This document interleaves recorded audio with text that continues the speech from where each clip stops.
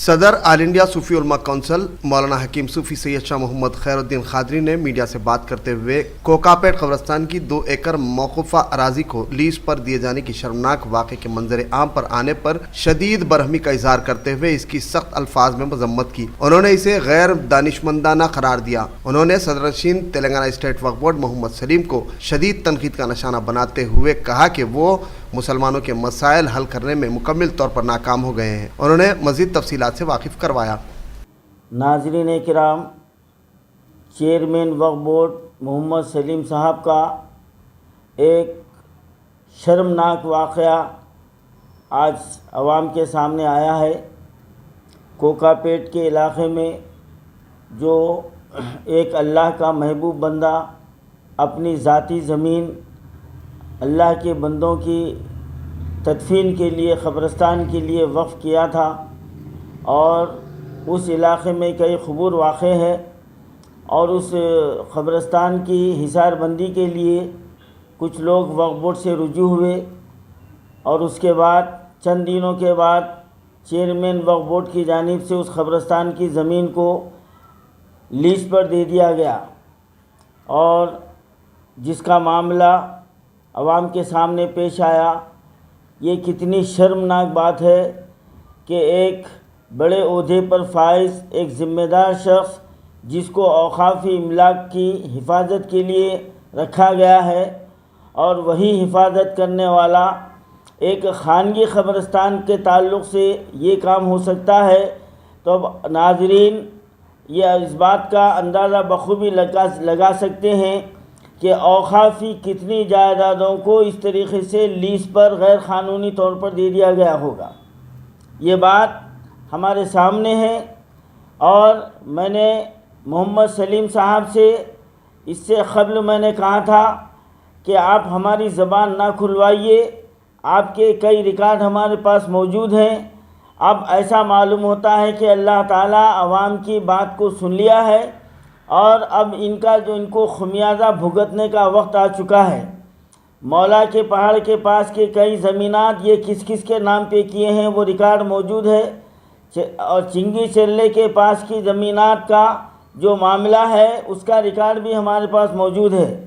سلیم صاحب، آپ کو سمجھ جانا چاہیے کہ اب آپ کا گناہوں کا پیالہ لبریز ہو چکا ہے، اب چھلکنا شروع ہو گیا ہے، اور یہ سب آپ کو غریب مسلمانوں کی میتوں کی بددعاؤں کا نتیجہ ہے۔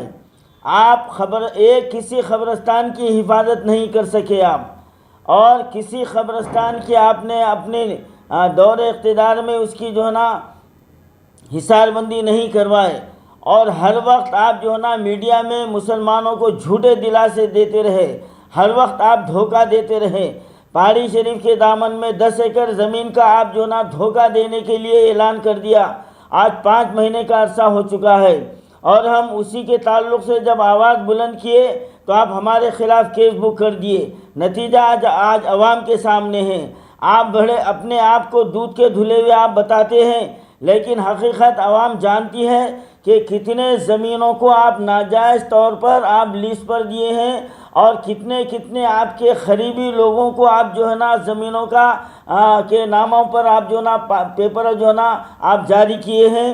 اب یہ ایک کے بعد دیگر ایک معاملہ اب عوام کے سامنے آتے جائے گا، اور آپ کو اپنے کیے کی سزا دنیا میں بھی ملے گی اور آخرت میں بھی ملے گی، اور آپ کی نسل کے ساتھ جو ہوگا وہ آپ کبھی سوچ بھی نہیں سکتے۔ آپ نے کبھی یہ سوچا ہے کیا یہ رائے گاہ جانے والا ہے؟ آپ بارہا اعلان کرتے رہیں کہ قبرستانوں میں فری تدفین کی جا رہی ہے، جبکہ در حقیقت کوئی ایک قبرستان آپ ایسا نہیں بتا سکتے کہ وہاں پر زمین بغیر پیسے لیے کے دیے جاتی۔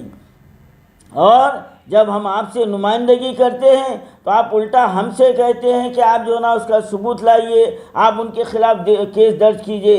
افسوسناک بات ہے کہ آپ کا عملہ آپ کے ہاتھ سے جا چکا ہے، آپ کے انسپکٹر آپ کو دھوکہ دے رہے ہیں، اور آپ ان کی بات پر یقین کر رہے ہیں۔ ہر علاقے کے انسپکٹر کو یہ معلوم ہے کہ کون سے قبرستان میں کتنے پیسے لیے جاتے ہیں، اس کے باوجود بھی آپ عوام کو دھوکہ دینے کے لیے ہر میٹنگ میں آپ اعلان کرتے ہیں کہ میتوں کی تدفین کے لیے زمین فری میں دی جائے گی۔ اور پھر ستم ظریفی یہ ہے اور آپ کا دوغلاپن یہ ہے کہ آپ ابھی تک کسی ایک قبرستان کے متولی کے خلاف آپ ایک کارروائی نہیں کیا.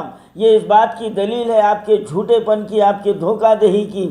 اور پھر آپ ایک قبرستانوں کے ساتھ یہ معاملہ کر سکتے ہیں تو ہمارے ہزاروں ایکڑ اوقافی اراضی جو ہمارے تلنگانہ میں موجود ہے، آپ اس کی کیا خاک حفاظت کیے ہیں؟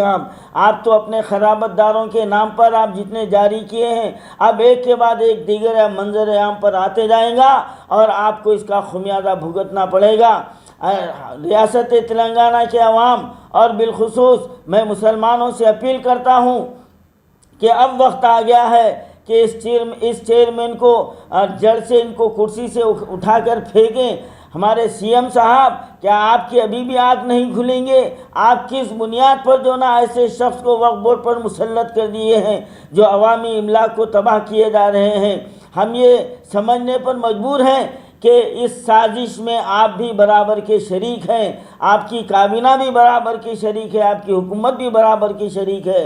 ورنہ ایک فرد واحد اتنے جو نا کارنامے انجام نہیں دے سکتا، اتنی بڑی جائیدادوں کو جو نا نقصان نہیں پہنچا سکتا. ورنہ بات کیا ہے کہ آپ کو تلنگانہ میں کوئی ایماندار قابل شخص پڑھا لکھا نہیں ملا؟ آپ جو ایسے شخص کو جو نا وقف بورڈ کی حفاظت کی ذمہ داری دیے ہیں کہ جو خود جو ہے نا وقف املاک کی تباہی میں برابر کا شریک ہے. اب وقت آ گیا ہے، عوام کو چاہیے کہ چیئرمین وقف بورڈ کے خلاف اپنی آواز کو بلند کریں اور اس وقت تک خاموش نہ بیٹھیں جب تک کہ ان کو اس عہدے سے بے دخل نہ کر دیا جائے.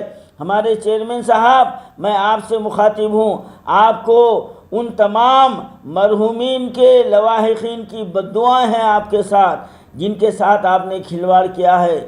آپ کو 10,000 ائمہ موذنین کی بددعائیں ہیں آپ کے ساتھ جو آج 5 مہینے سے ان کے مشاہرات کو آپ نے جو ہے نا جاری نہیں کیا ہے.